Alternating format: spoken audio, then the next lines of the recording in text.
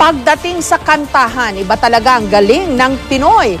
Muli ang napatunayan ng caregiver na si Rose Osang Fostanes nung hirangin siyang grand winner sa X Factor Israel. Binigyan pa ng standing ovation ng mga judge si Osang sa pagbirit niya ng kantang My Way. May report si Aubrey Carampel.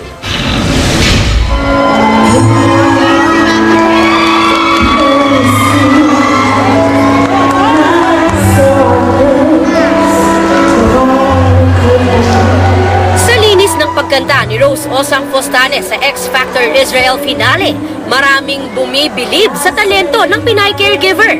At sa pagbirit niya ng My Way ni Frank Sinatra bilang kanyang final piece, napastanding ovation ulit ni Osang ang mga hurado, pati ang audience. Gayunman sa announcement ng winner, bakas ang kaba sa mukha ni Rose.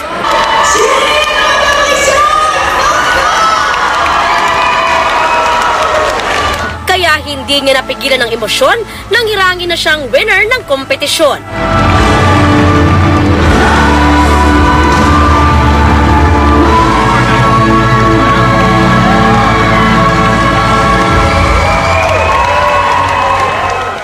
Gumawa ng kasaysayan ang ating kababayan nang magwaging first X Factor Israel winner. Hindi pa nga raw makapaniwala si Rose na siya ang kampiyon.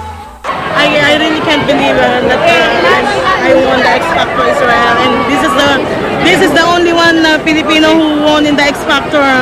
Nagpasalamat din si Osang sa mga Israeli na sinuportahan at pinoto siya kahit pa iba ang kanyang nationality. Ngayong nanalo na si Osang, umaasa raw siyang matutugunan ng Israel ang kapakanan ng foreign workers gaya niya. Thank you so much for all the Israeli who supports me. Thank you so much. And thank you so much also for giving us chance to join in a competition like this. Thank you so much.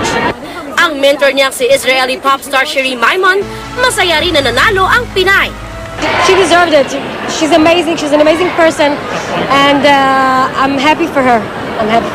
We made a long way to come here to the final, and we did it.